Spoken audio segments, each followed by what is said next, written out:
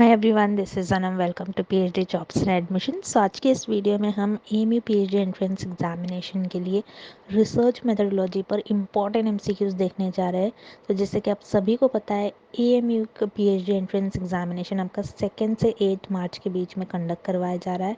तो आपके प्रिपरेशंस के लिए आपके लिए बस 1 से 2 ही दिन रिमेनिंग है, जिनका सेकेंड के दिन एग्जामिनेशन है। सो इन 2 to 3 डेज़ में किस तरीके से आपको प्रिपरेशंस करना है, कहाँ से क्वेश्चंस पूछे जाने के चांसेस है, कितने क्वेश्चंस पूछे जाएंगे हर एक टॉपिक से, कंपलसरी क्वेश्चंस वगैरह सारा सब कुछ हमारे कोर्स में हम आपको बताते हैं। जिसके लिए आपको स्क्रीन पर दिए गए नंबर पर व्हाट्सएप के थ्रू आपको हमें कॉन्टैक्ट करना है, या फिर आप हमारे ऐप के थ्रू डायरेक्टली स्टडी मटेरियल को एक्सेस कर सकते हो। ऐप के लिए लिंक नीचे डिस्क्रिप्शन में आपको मिल जाएगा।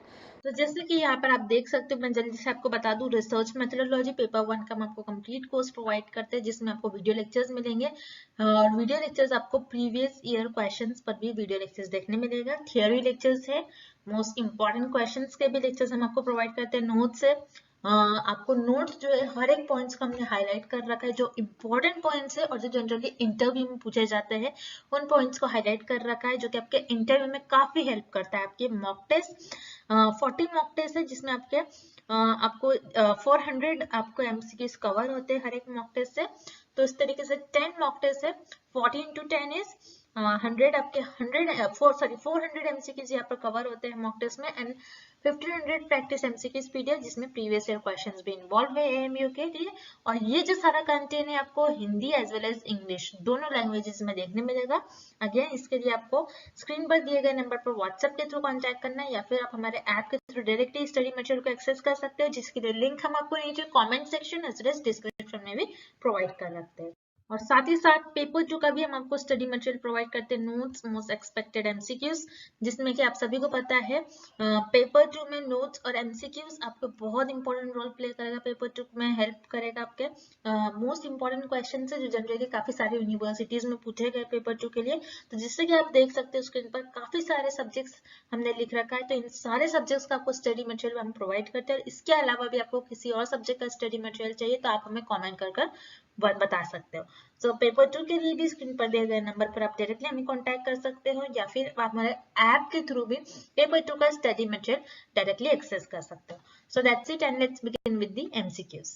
The bibliography given in a research report, शोध रिपोर्ट में दी गई संदर्भ ग्रंथ सूची। इस क्वेश्चन में हमें फाइंड आउट करना है कि आपके रिसर्च रिपोर्ट में जो बिब्लियोग्राफी लिखते हो तो वो क्यों लिखते हो, उसका पर्पस क्या होता है लिखने का। बिब्लियोग्राफी का मतलब आपकी जो शोध रिपोर्ट होती है उसमें आपका संदर्भ ग्रंथ सूची क्या होती है। अब आपकी शोध की रिपोर्ट में क्यों लिखते हो आप बिब्लियोग्राफी, उसका मोटिव, उसका पर्पस क्या होता है, हमें बेसिकली ये फाइंड आउट करना है इस प्रश्न में, इस क्वेश्चन में। तो बिब्लियोग्राफी का मतलब क्या होता है आपको पहले तो ये पता होना चाहिए।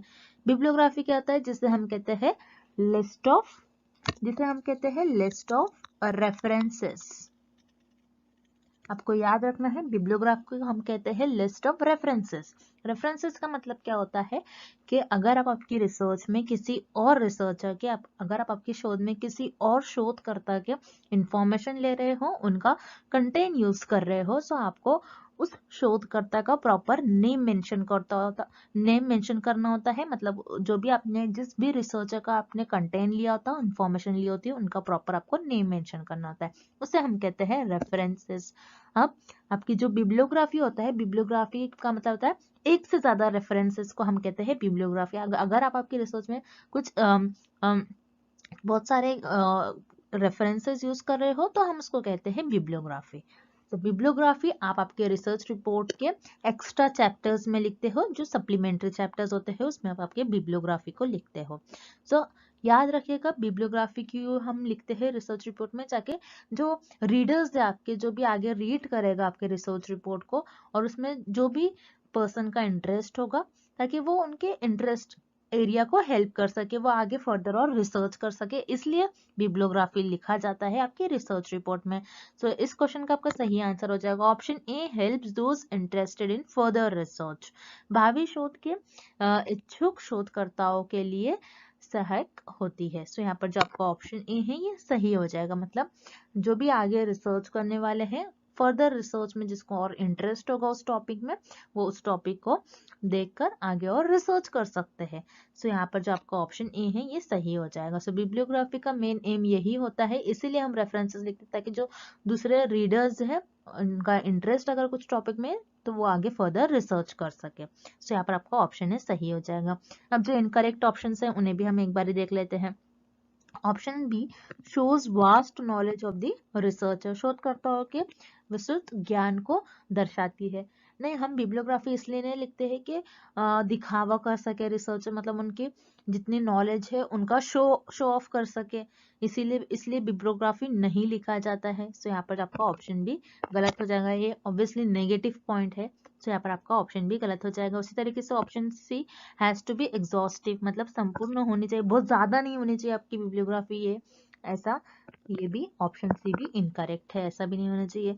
Option D holds no value to research, आपकी बिब्लियोग्राफी का कोई वैल्यू नहीं होता है रिसर्च में, ऐसा नहीं होता है। Bibliography is very important in research, आपको लिखना ही होता है, नहीं तो आपकी रिसर्च जो हो जाएगी वो प्लेजरिज्म के अंडर आ जाएगी। तो यहाँ पर जो आपका ऑप्शन डी है ये भी गलत हो जाएगा।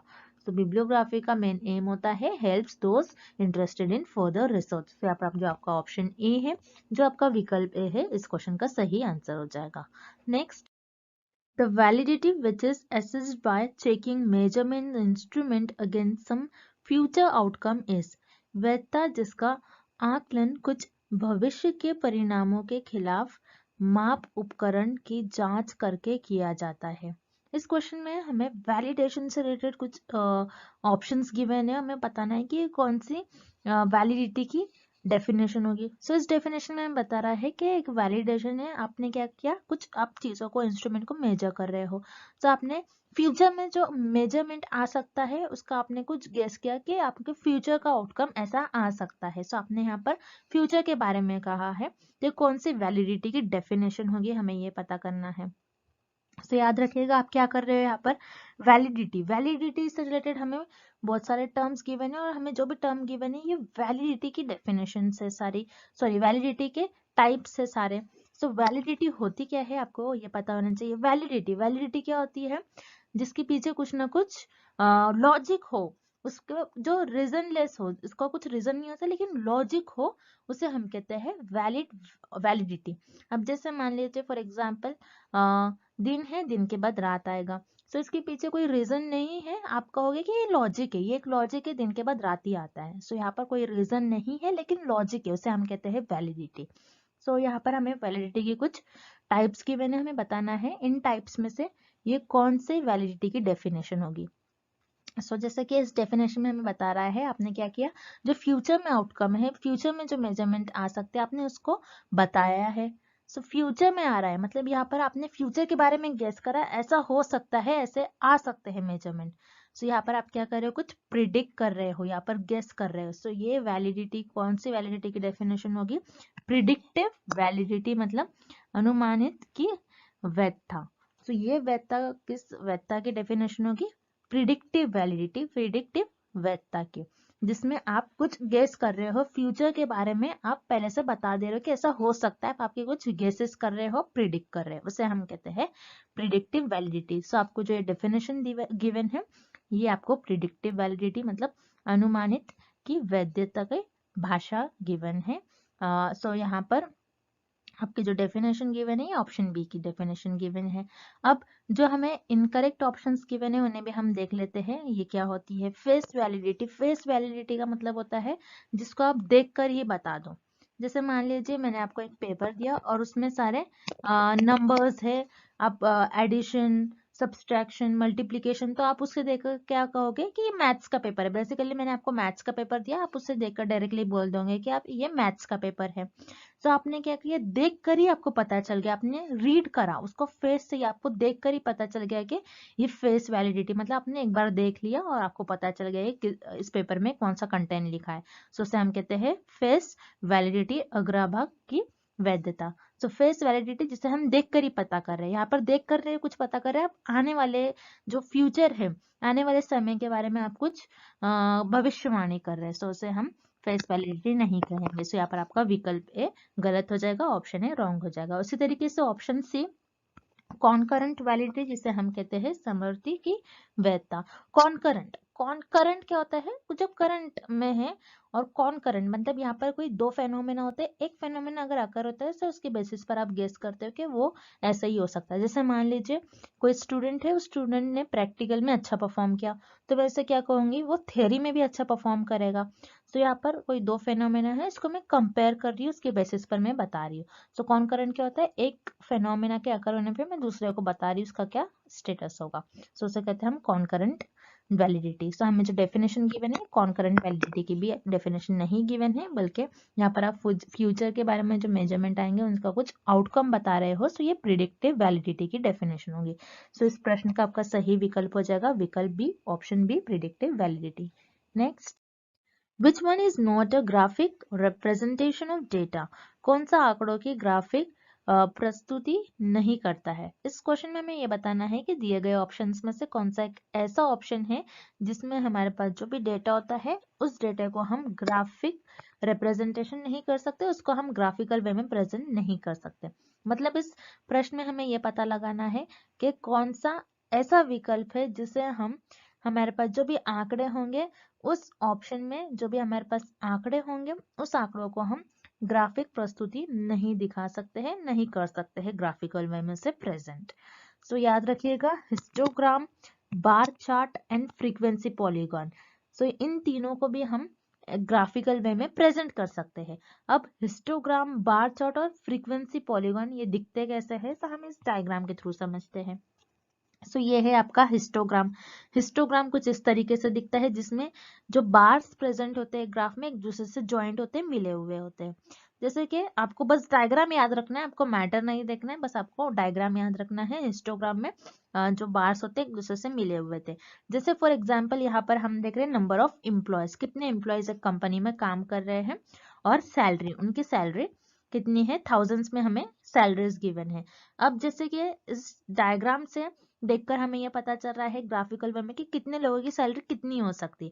जैसे यहाँ पर अगर आप देखते हो 100 एम्प्लॉय, 0 से 10,000 के बीच में कुछ 50 एम्प्लॉयज की इनकम होगी। उसी तरीके से 300 एम्प्लॉय ऐसे हैं जिनकी इनकम 10 से 20,000 के बीच में होंगे। उसी तरीके से 280, मान लीजिए 280 ऐसे एम्प्लॉयज हैं जिनकी इनकम 20 से 30,000 के बीच में होंगी। सो यहाँ पर आपको नंबर्स के फॉर्म में रिप्रेजेंटेशन हो रहा है, नंबर्स के फॉर्म में इंफॉर्मेशन मिल रही है कितने परसेंट लोगों की, इतने लोगों की इनकम, 400 लोगों की इनकम इतनी हो सकती है, 30 से 40,000 के बीच में लाई कर सकते हैं। सो यहाँ पर हिस्टोग्राम में आप आपका जो भी डेटा होता है उसको ग्राफिकल वे में प्रेजेंट करते हैं।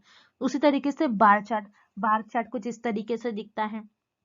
सो इसमें याद रखिएगा, बार चार्ट में जो आपके बार्स होते हैं एक दूसरे से मिले हुए नहीं होते, लेकिन हिस्टोग्राम में जो बार्स होते हैं एक दूसरे से ज्वाइंट होते हैं, मिले हुए होते हैं।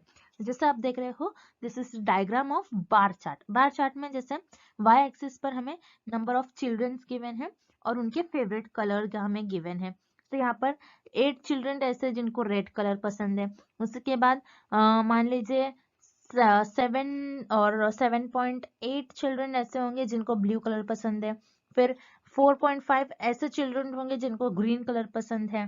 फिर उसी तरीके से हमें 6 चिल्ड्रन ऐसे जिनको पिंक कलर पसंद है।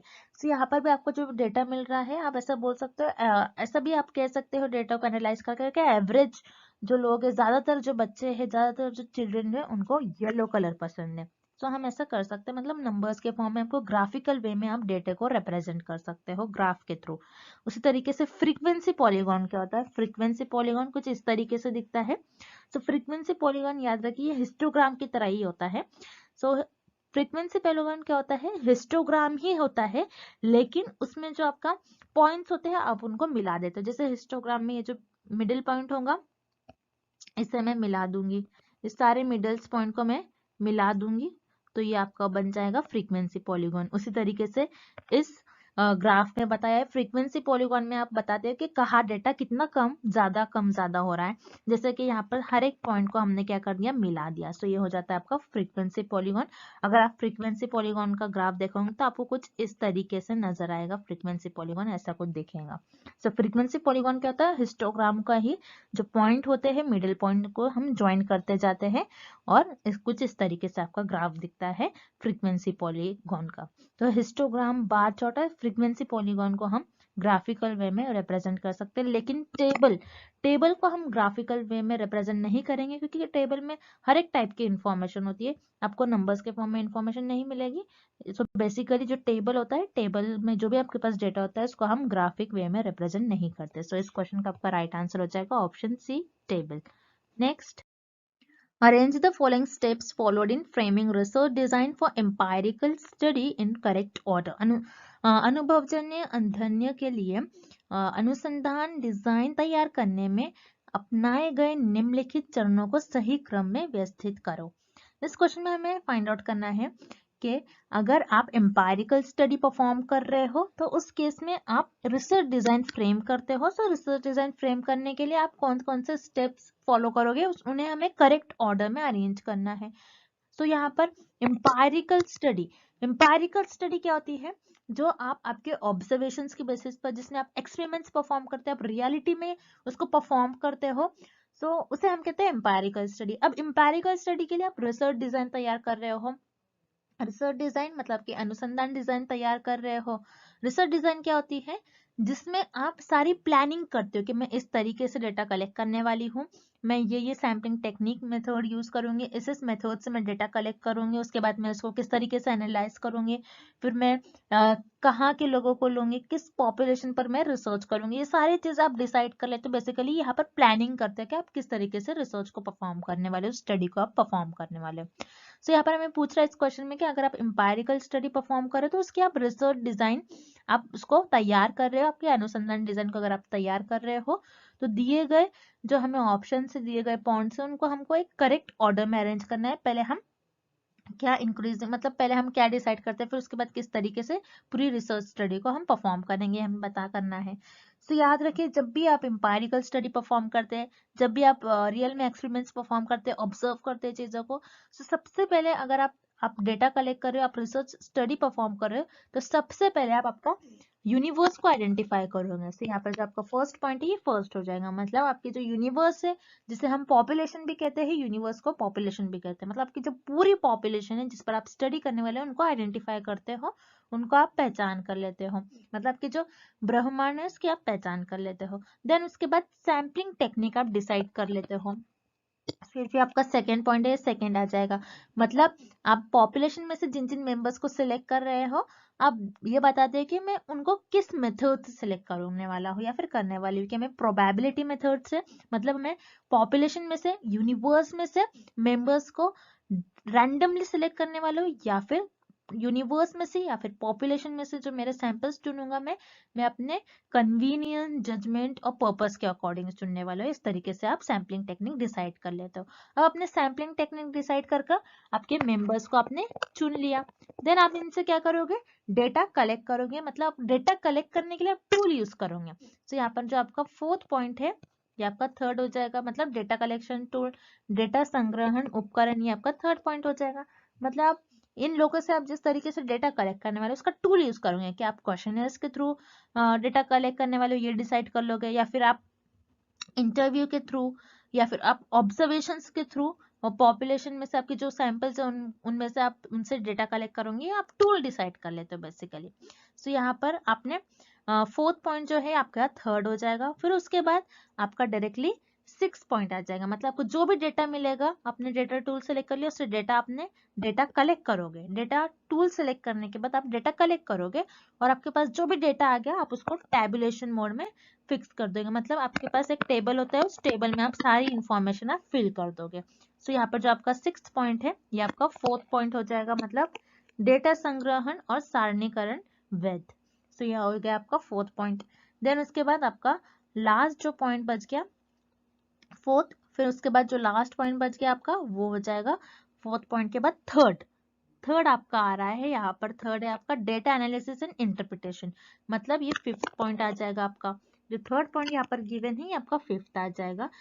आपने टैबुलेशन में सारे डेटा को फिल कर लिया, देन उसके बाद उसको आप डेटा को एनालाइज करोगे, आप ऑब्जर्व करोगे किस तरीके से हमें डेटा मिला है, एंड देन उसके बेसिस पर आप कुछ इंटरप्रिटेशन निकालोगे, मतलब कुछ कंक्लूजन निकालोगे, और आपने जो भी कंक्लूजन निकाला फिर उसको आप एक रिपोर्ट में लिखते हो। सो यहाँ पर जो रिपोर्टिंग है 6th पॉइंट आ जाएगा, मतलब आप बताते हो कि आपने किस किस तरीके से रिसर्च किया, कैसे आपने सारे डेटा को इकट्ठा करा, आपने कैसे उसको एनालाइज करा, कैसे उसको इंटरप्रेट करा। सो इस वे में आप आपकी जो एम्पायरिकल स्टडी है उसके लिए अगर आप रिसर्च डिजाइन फ्रेम करते मतलब जब आपके रिसर्च डिजाइन तैयार करते तो ये सारे स्टेप आप परफॉर्म करोगे। सो ये ऑर्डर हमें ऑप्शन सी में गिवन है, सो इसलिए इस क्वेश्चन का आपका राइट आंसर हो जाएगा option C. Next, data regarding number of children born to couples who are selected as samples using probability sampling has been collected. Which statistical tools will you use to find out, first, the average number of children couples have, and second, the number of children maximum number of couples selected for the study have? नमूने के रूप में चुने गए जोड़ों से पैदा हुए बच्चों की संख्या के बारे में डेटा उपयोग करके संभवतः नमूनाकरण एकत्र किया गया है। पॉइंट 1, जोड़ों के बच्चों के औसत संख्या, एंड पॉइंट 2, अध्ययन के लिए चुने गए जोड़ों की अधिकतम संख्या के बच्चों की संख्या का पता लगाने के लिए आप किस संख्या के उपकरण का उपयोग करेंगे। तो इस क्वेश्चन में हमें कुछ केस गिवन है और इस केस में हमें सैम्पलिंग सेलेक्ट किए रिसर्चर ने, और सैम्पलिंग सेलेक्ट करने के बाद उन्होंने उस डेटा का स्टैटिस्टिकल टूल्स के थ्रू उनका स्टडी करे हैं। सो स्टैटिस्टिकल टूल, हम कौन सा स्टैटिस्टिकल टूल यूज करेंगे हमें ये पता लगाना है। मतलब और डिटेल में हम देखते हैं इस क्वेश्चन को। जैसे यहाँ पर कुछ कपल्स थे, उनको कुछ चिल्ड्रन बॉर्न हुए, मतलब कुछ जोड़े थे उनको बच्चे पैदा हुए। सो यहाँ पर जो चिल्ड्रन बॉर्न हुए उन पर रिसर्च की गई। सो यहाँ पर जो सैंपल सिलेक्ट करे गए, मतलब जो चिल्ड्रन बॉर्न हुए हैं उनको एज अ सैंपल सिलेक्ट करे गए, रिसर्चर ने उनको सैंपल्स के तौर पर सिलेक्ट करा है बच्चों को। सो यहाँ पर जो सैंपल सिलेक्ट करा है ये कौन से मेथड से रिसर्चर ने सिलेक्ट करा है, प्रोबेबिलिटी सैम्पलिंग। प्रोबेबिलिटी मतलब रैंडमली, रिसर्चर ने यहाँ पर अपनी कन्वीनियंस, जजमेंट और पर्पस को आगे रखकर नहीं करा है बल्कि रैंडमली सिलेक्ट करा है। सो इस केस में रिसर्चर ने इस तरीके से चिल्ड्रन बॉर्न जो है उन्हें सेलेक्ट कर लिया जो कि उनके सैंपल बन गए। अब रिसर्चर को एक स्टैटिस्टिकल टूल के थ्रू इन पर स्टडी जो करनी है ये स्टैटिस्टिकल टूल के थ्रू करनी है। सो रिसर्चर को क्या देखना है, ये देखना है कि एवरेज नंबर ऑफ चिल्ड्रन कितने हैं कपल्स को, कपल्स के एवरेज चिल्ड्रन कितने हैं, और second the number of children maximum number of couples, मतलब कितने कपल्स को मैक्सिमम नंबर ऑफ चिल्ड्रन है यह हमें देखना है। सो याद रखिए फर्स्ट पॉइंट में हमें क्या बता रहा है, the average number of children couples have, couples को एवरेज नंबर, कितने नंबर ऑफ चिल्ड्रन है हर कपल को। तो यहाँ पर एवरेज हम देख रहे हैं, तो ऑब्वियसली हम कौन से टूल का यूज करेंगे, कौन सा स्टैटिस्टिकल टूल का यूज करेंगे, एवरेज। मतलब हम यहाँ पर क्या देख रहे हैं, जोड़े के जो बच्चे हैं उनकी औसत संख्या क्या है। सो औसत संख्या के लिए, औसत संख्या हम देख रहे हैं, तो यहाँ पर हम औसत इस टूल का यूज करेंगे। मतलब यहाँ पर ये देख रहे रिसर्चर कि ज्यादातर जो कपल्स हैं उनको एवरेज कितने बच्चे हैं। तो आप जैसे ये कह सकते हैं रिसर्चर जो ज्यादातर जो कपल्स हैं उनको एवरेज 2-2 चिल्ड्रन है, उनको 2-2 बच्चे हैं एवरेज। तो इसलिए यहाँ पर एवरेज यूज कर रहे हैं रिसर्चर, एवरेज यानी मीन का यूज करेंगे, एवरेज को हम मीन भी कहते हैं। अब हम सेकेंड पॉइंट की तरफ चलते हैं। सेकेंड पॉइंट में बता रहा है कि the number of children maximum number of couple, कितने मैक्सिमम चिल्ड्रन है मैक्सिमम कपल्स को, ये हमको बताना है। सो जैसे फॉर एग्जांपल हम ये देखेंगे कि मैक्सिमम कितने बच्चे हैं, मैक्सिमम नंबर, मैक्सिमम यानी सबसे ज्यादा।